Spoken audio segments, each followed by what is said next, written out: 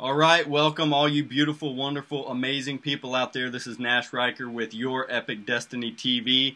I'm here with a very beautiful, wonderful world changer named Erin Chumas from thatvitalspark.com. And we're here to talk about things that matter and how to live life at a higher level with more happiness and purpose and meaning. And just wanted to get a chance to connect with Erin and get to know her some more and a little bit about her story and what kind of positive that she's giving to the world and the good that she's doing in the world. So, Erin, how are you? I'm wonderful. Thank you so much for having me, Nash. Yes, very, very cool to have you here. So, Erin, why don't we just get started by just learning a little bit more about you. Can you start by just sharing some about your story, like leading up till now, and what's your mission in the world? Okay, so actually my story started in the entertainment industry. I have a huge background in acting and musical theater and music in general. And that's really where my love of energy came from. At the age of 4 years old, just playing these characters and becoming someone else and creating worlds out of energy, worlds where nothing had existed. Basically that's the coolest thing I think about the entertainment industry is they make something out of nothing. So but I started with that, and I was living in New York at the time, and at the time that my story sort of catalyzed into something different. My life basically was crumbling all around me as it happens. Mm-hmm. I was going through a divorce. I was living below the poverty line. I was catering parties and being treated, not wonderfully, as sometimes happens with people in the service industries. And just felt, really confused. And my family is all on the West Coast, and I was living on the East Coast. So that was difficult to be going through all of that with basically nobody, just all on my own except for me and my dog. So I turned to my spiritual practice, which has always been with me. My mother raised me very open to many different spiritual practices and different beliefs of different religions. And so I turned inward and really refocused on who I was and what I wanted out of life, and what I wanted, how I wanted to serve the world, because that's always been the biggest thing for me is bringing more light into the world, bringing more happiness, more joy, more beauty into the world, which I think is also the purpose of the entertainment industry, right? Usually. Right. So yeah, I went deeper and deeper into myself and really kind of became a hermit during that winter. And learned a whole lot of tools to amplify my inner light and just really, solidified those and refined them. And I'm still continuing to refine them. Obviously, we're never done. Right. We're always works in progress. And then actually a month later or two, I was approached by somebody who was looking for actresses. He's a famous executive coach who was looking for actresses to come on board with him and teach these CEOs, basically, how to bring greater presence into their boardroom situations. And the reason he asked actresses and actors to do that with him is because there's something about standing on stage, being the only thing there, and delivering a message to people and expecting them to listen, and expecting them to believe you, and expecting them to see this thing that you're painting out of your words and your body, right? So basically, storytelling. Yeah. And sales, really. Yeah. So I worked with some really high-earning people, some really cool people, and just started building my toolbox, and then I branched out on my own, and here I am today in LA doing the same thing. Nice, beautiful. Now, if you don't mind, I'd like to, because I read your story, and when you was going through that dark period in your life, you just touched on it briefly here, but it was pretty dark, wasn't it, for you? Like you was very descriptive on your website about, these people that you were servicing. at these events. Yeah. You were picking up trash, and they were throwing trash at you, and just like just completely looking down on you, like you're not even, like you're subhuman, like which is crazy. So, you know, I can relate with a lot of this. It's one of the reasons I think I was attracted to contact you and reach out to you and connect with you. Because I went through a very dark period of time like that in my life, and I was actually homeless for a period of time. But so yeah, so at that point, then I guess you had nowhere to go but up, right? Because you said it was like rock bottom. Is that right? That's true. Yeah, there's something about losing everything that just it just puts you at the bottom. So yeah, there's nothing to do but ask for better, Right on. and to sort of surrender to whatever life has for you, right? That's right. Well, very cool. Well, now you call yourself a intuitive life and presence coach, right? Can you share a little bit about what a lot of people may know what a life coach is, but what about a presence coach? How would you define that? Yeah, a presence coach is a term that's used a lot with executive coaching. Like I said, just amplifying your dynamic status in any certain situation. I like to soften that term a little bit, and because my work is geared mostly towards women, I love to call myself a glow coach. Nice. I love when women glow and when they can find what makes them unique and spotlight that and then just express it without apology. That's my favorite thing about my job. That's cool. And you would probably agree that all women out there have that within them, right? Whether they recognize it right now or not, it's there. Oh, absolutely. In fact, I think if I were to have a superpower, that would be it. Nice. I would just be like, okay, I am the spotlighter. I even think about this character sometimes, like, who is Spotlight? And I think, gosh, I should sell this to like X-Men or something. Yeah. She's like in purple, like a purple jumpsuit with like gold wings and stuff, and she has this big light that she shines on individuals. Now, I've always had that talent to pick out that kernel of something unique in everybody and be like, nobody else is doing this. This is your fingerprint. Like, and honestly, a lot of the times, Nash, it's the thing that people are scared of or embarrassed about or ashamed of that is the very thing that's going to make them just explode in the world, just be like on their highest path, on their red carpet. Yeah. Why is it that you think that that people are afraid of that, of discovering that part of themselves and recognizing it for what it is and allowing it to shine? What is it that keeps people from that? What I see all across the board is a feeling of I'm not worthy, a feeling of who am I to ask for that? Who am I to stand out? Not wanting to make waves. And it all goes back to ego, living from the ego instead of from that voice of love, that voice of the higher self.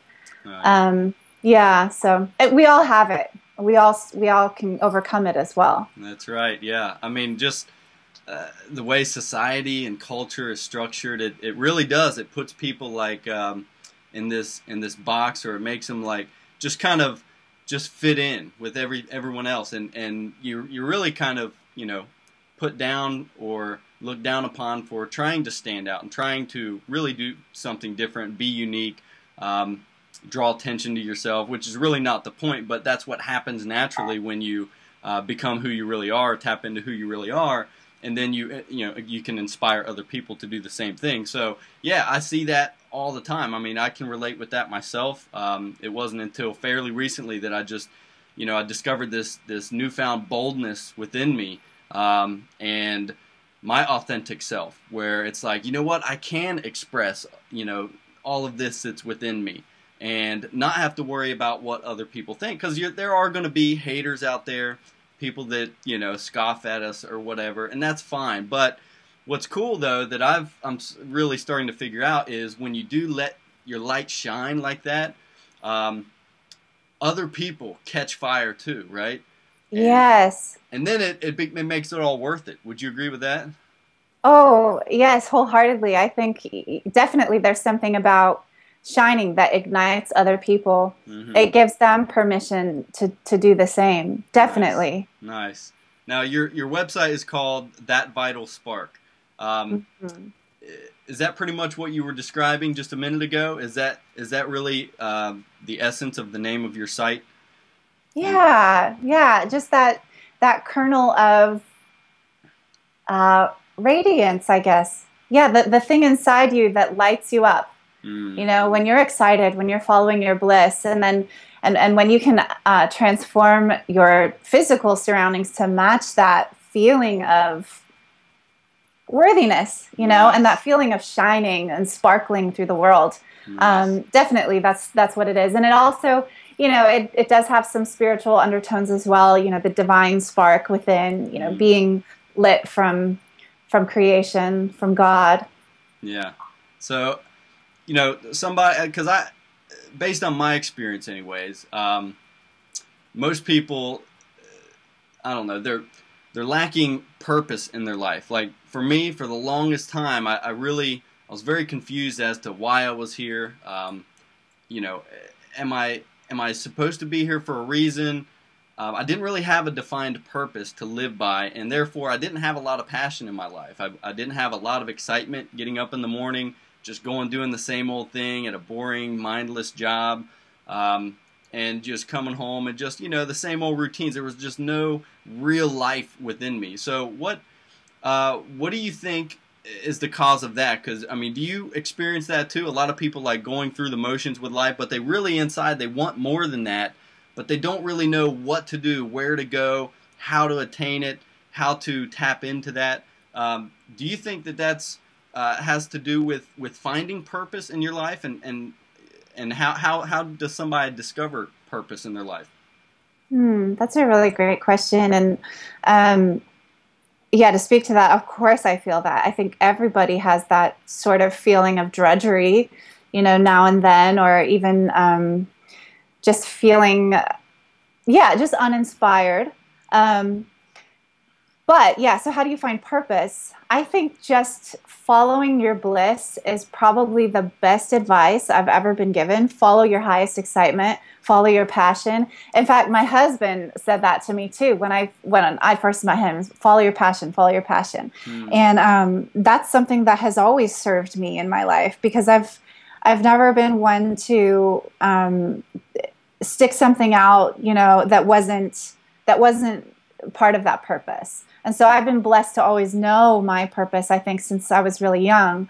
But others who are confused about it, I think a lot of times when we are young, when we are little kids, we're not confused. We come into this world having a very clear vision of what we're doing here, Hmm. and and a sense of playfulness and a sense of rejoicing in the life that we have and the imagination. And Hmm. I think that that is the first step to creating anything, including your purpose. So just going back to that, and you know, there's different techniques and stuff and tools that you can use to do that, but that's basically it. Follow your bliss. It's Nice. pretty easy. 3 words, right? Yeah, yeah, right on. Yeah, that's pretty. It's very profound. It's very, very simple, very short statement, but it's very, very profound. Now, for me, I don't know if everybody is like this, but for me, like discovering, finding my bliss, following my bliss, discovering my passions and my purpose. It didn't, for me, it didn't come automatically. I didn't just wake up one day and it just happened. I actually, I had to do some real soul searching. I had to, really just sit down and do some, well, a lot of meditation. I mean, that really has helped me big time. Just inward reflection, even writing down my thoughts, writing down the things that come to my mind, and just getting it on paper instead of all in my head all the time. Like getting it out in paper so that I can look at it from a different perspective, right? I mean, can you give any tips to people, like some practical tips that they can take away to you know to kind of discover this part of themselves so that they can rekindle that passion within themselves and kind of identify some of these things? Yeah, no, I think writing stuff down is really key. Um, it's also part of creation, right? It makes it more solid and more real when you put something down on paper. Hmm. It's like you've already created that right there in black and white on, you know, on the words in the paper. So that's a good tip is writing down your affirmations. Also practicing daydreaming. Daydreaming is really fun, and it's something that doesn't feel like work. Sometimes when you write down affirmations or do other certain life coaching tools, it feels like work a lot of the time. But daydreaming, at least for me, that's always been super fun. Yeah. And again, I think it goes back to being a kid and just like playing make-believe. So I talk to myself out loud all the time, and I'm saying things that just aren't real, you know, Yeah. but they will be real in the future. And it starts with that the mind, vocal, and then hearing cycle. You know, it's just like all let's make it out of something out of nothing. Right on. I've learned from various spiritual teachers that most people really underestimate the power of our own thoughts, our words, and our emotions. Like all three of those, I've learned, are a tangible, creative energy, a creative force. And when we combine all three of them, you know, our thoughts are congruent with our words, that are congruent with our emotions that we keep in our body, then like real magic starts happening in our life. Would you agree with that? Oh yeah, absolutely. And I think that's yeah, people don't realize the power that they have. Everything around you was once a thought. You know, it was once a thought, and that's all it was. And then it became a belief, and then it became a thing. Nice. You know? Yeah, that's huge. I recommend to anyone, you know, listening, like one of the biggest pieces of advice I usually give is be conscious of the thoughts that you're keeping in your head, the emotions you're keeping in your body, because we do have full control over that. We have full control over our thoughts. Now, it might take some practice, you know, to remind ourselves that, oh yeah, hey, you know, I don't have to keep anger inside of me and be angry at that person, or unforgiving, or scared, or full of fear and that kind of thing. That we can actually like take full control over that and redirect those emotions and thoughts and words into a direct, you know, where we want them to go, and to create the things we want to create. Yeah, it's absolutely powerful when we make that choice, you know, and I just think about, you know, going back to my theater background, the witches, you know, and some of Shakespeare's witches that he wrote, and they knew that they were, you know, oftentimes like they were creating what I think is boil, boil, toil and trouble, you know. They were summoning. Their words are summoning, and that's exactly what happens with our thoughts, our energy, and creation. We're harnessing creation. Nice. Yeah, I believe we're all, each one of us are divine co-creators, right? Do you have that same idea that you believe? Oh yeah, absolutely. Yeah. So and you know, we have the choice to create negative things, to create bad things in the world, you know, or to create positive things. And it's just so much better to live on the positive side of things, you know. And it's not more difficult, you know. In the beginning, just because, you know, we're so ingrained with the opposite way of thinking, the negative mindset, the negative outlook on life, you know, just try and fit in, don't discover your true greatness, really is the message that I got, because I suppressed it for so long. I had no idea what kind of real potential I had within me. It wasn't until I started meeting people like you and all kinds of other people that have just radically inspired my life as to what really is possible, you know, and that we can change lives just by living our life in a better way. We can, you know, because it's just so contagious. Do you think so too?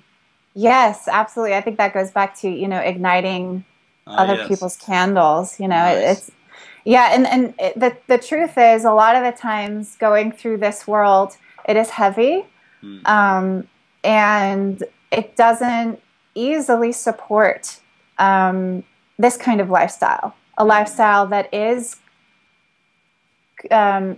continuously conscious, that is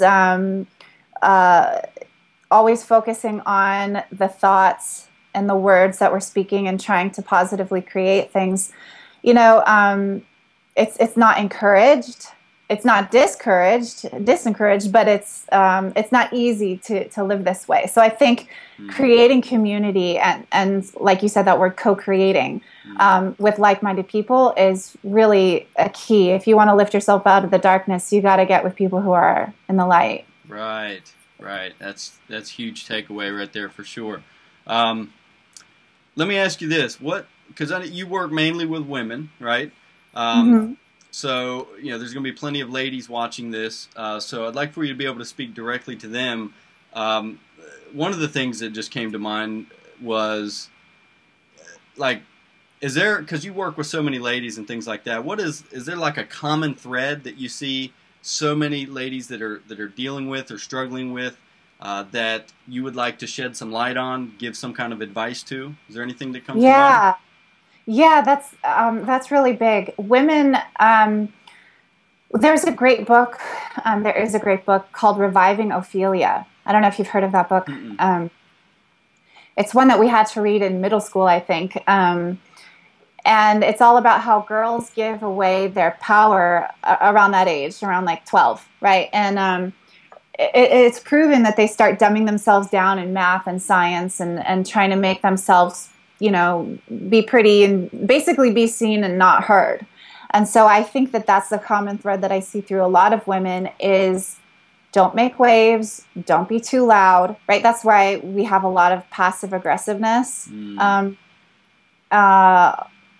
Also, I think there's a timidity that a lot of women carry. I mean, not all, of course not all, but being bold and being loud and being heard and standing out there is something that's scary for a lot of us. I just even think about being little and being in ballet class and having to hold yourself, so tight and small and suck your stomach in, when you take a picture, suck your stomach in, it's like we don't want to take up too much space. We're afraid of being big and bold and out there. So yeah, that's definitely a common theme that I see when I work with the women that I do. Right on. So I wrote something down here from your Facebook that I just thought was quite special. It says, I light you up, help you dazzle in the world, and let you be the famed director of your own experience. It's time you channel the true power of your divine spark and mirror that back into the world. That was just cool. I know you're speaking mainly to ladies there, but to me, I'm like, yeah, that's for me right there. So I just wanted to read that. Oh, thank you. Yeah. And truthfully, I think that, I do speak to men as well because everybody has masculine and feminine balance inside. And I think if you're a truly balanced person, you'll have both. I definitely have my husband goes, God, you're such a tomboy. I drink beer and watch baseball with the best of the guys, So I do hope that my message isn't isolating, only women, but yeah, it is cool. And that's the thing. It's like you're a reflection of me right now, and I'm a reflection of you, and we are just like throwing beams of light back and forth between us right now. It's so awesome. It's beautiful. It certainly is. Good deal. Well, listen, we're right about at a half hour here, so I want to wrap things up. But what I want to do is give you a chance to share any last words, first of all, tips, advice, wisdom that you would like to share to anybody watching this, and also where they can learn more about you, and get more information about maybe how they can connect with you. I know you do coaching, one-on-one coaching, and you have a different program and some really cool stuff that I think people would their life could change if they tap into that. But what would you like to share just to close things out here? Oh gosh. I think my main message is to discover the unique light that you have inside. Look for it, search for it. And that is really, it does take some quiet time. It does take some searching hours. It does take a bit of isolation, but do the work, because what you're going to find is just a diamond. As you know, Nash, as you've discovered too, you're just going to be able to light your life up from within. And that's the coolest thing. It doesn't mean you don't need makeup, you don't need clothes, you don't need the BMW to be this glamorous, gorgeous, shining woman. You just need to be you.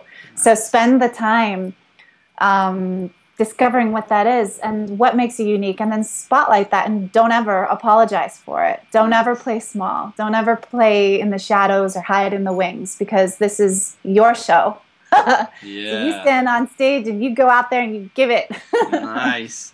I love it. And just to add on to that, because that is such a powerful point that we didn't cover really before, and that is that real joy and happiness comes from within. And it doesn't come from there, you know, anything externally that gives you that feeling of happiness or joy. It's fleeting, right? It's temporary. Yeah. It's not lasting. And so I just think that that's huge, because, you know, how many people out there are seeking approval from other people, right? And recognition in order to feel like they mean something or feel worthy, right? And going out buying that next thing and spending money and stuff because it gives them a feeling, temporary feeling of happiness at the time. But I discovered this in my life recently, within the past year. It was that true happiness comes from within. My life has never been the same, Erin. It's never been the same, you know, and it's just so cool, because it's not a facade that I put on. It's not a mask that I put on. Like, when I really slow down, no matter what that I could be going through at the time, if I just slow down and really recognize that part of me again, who I really am, everything changes at that point. You know, my whole perspective changes, my attitude shifts, my emotion changes, and I can feel that joy, that happiness that's within me, and then I'm good to go after that. You know, so yeah. Very powerful. Where would you like to send viewers to learn more about you and get connected with you more? Right. Yeah, guys, come on over to thatvitalspark.com and connect with me. You can find me on Facebook at That Vital Spark as well, and on Twitter at That Vital Spark. And yeah, like you mentioned, I have a one-on-one coaching offer. I also have a VIP program called That Vital Life Program, which is really an intensive immersion designed for really fast transformation. Nice. Get that glow going. Yes, that's right. The world needs more glowing people out there, doesn't it? Yeah, I think. Absolutely. So this was very, very, very cool, very special. So I appreciate the time, Erin. I know that anybody that watches this is going to be touched, especially if they get connected with you and get to know you more. So everybody watching this, thanks for tuning in. This is Nash Riker with Your Epic Destiny TV. I encourage you to really look inward, discover that part of yourself that is amazing and powerful and full of light and happiness and joy, and go out there and pursue your own epic destiny. So we love you. We'll see you next time. Thank you.